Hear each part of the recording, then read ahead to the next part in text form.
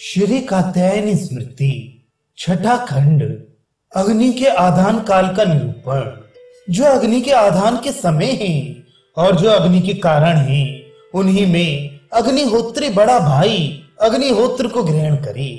बड़े भाई से पहले जो छोटा भाई विवाह और अग्निहोत्र करता है वह परिवेत्ता होता है और बड़ा भाई परिवित्ति कहलाता है।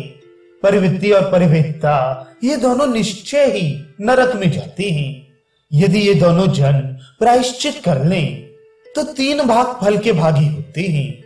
यदि बड़ा भाई परदेश में चला गया हो अथवा नपुंसक हो या जिसके एक ही वृषण हो या अपना सगा भाई ना हो, वैश्या में गमन करता हो, पतित हो, शूद्र के समान हो, अत्यंत रोगी हो, महाज्ञानी हो, गूंगा हो, अंधा हो, बहरा हो, कुबड़ा हो, वामन हो या कुंडक अर्थात पिता के जीते हुए जार से उत्पन्न हुआ हो या अत्यंत वृद्ध हो जिसके स्त्री ना हो या जो राजा की खेती करता हो, धन के बढ़ाने में जो तत्पर हो, अपनी इच्छा अनुसार कर्म करने वाला या कुलट अर्थात घर घर में फिरने वाला या उन्मत्त तथा चोर हो।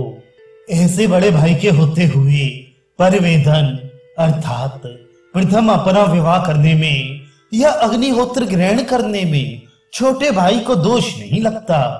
यदि बड़ा भाई ब्याज के द्वारा धन के बढ़ाने में रत हो, राजा का सेवक हो अथवा परदेश में रहता हो तो विवाह के लिए शीघ्रता करने वाला भी छोटा भाई ऐसे भाई की 3 वर्ष तक प्रतीक्षा करता रहे।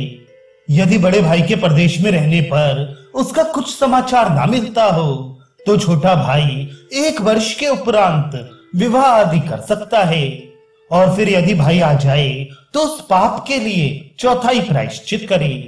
पूर्व कह आए हैं कि कुशाओं के लक्षणों को इसके परीक्षा में 12 अंगुल का प्रमाण है और कुशाओं की जड़ में फटी उदीची जो उत्तर की ओर कुशा है उसका प्रमाण अधिक से अधिक 9 अंगुल का है।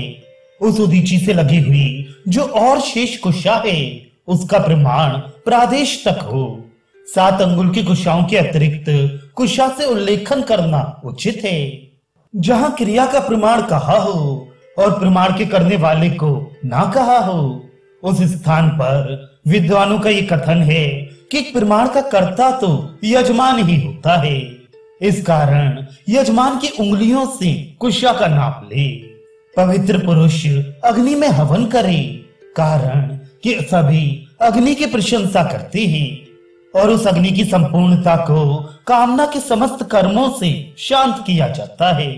यदि किसी मनुष्य ने सत्य वचन से किसी को कन्यादान की हो अर्थात उसके साथ सगाई कर दी हो और फिर वही वर पिछली संधियों का आधान अर्थात विवाह के हवन करने की इच्छा करे तो वह दूसरी स्त्री के साथ नहीं कर सकता अर्थात जिसके साथ सगाई हुई थी उसी स्त्री के साथ हवन कर सकता है। यदि वह कन्या विवाह होने के पहले ही मर जाए तो इस पुरुष का व्रत लोप नहीं हो सकता। वह उसी अग्नि की सहायता से दूसरी स्त्री के साथ विवाह कर सकता है। यदि मांगने पर भी दूसरी कन्या ना मिले तो उस अग्नि को आत्मा में लीन कर संन्यास आश्रम को ग्रहण करे।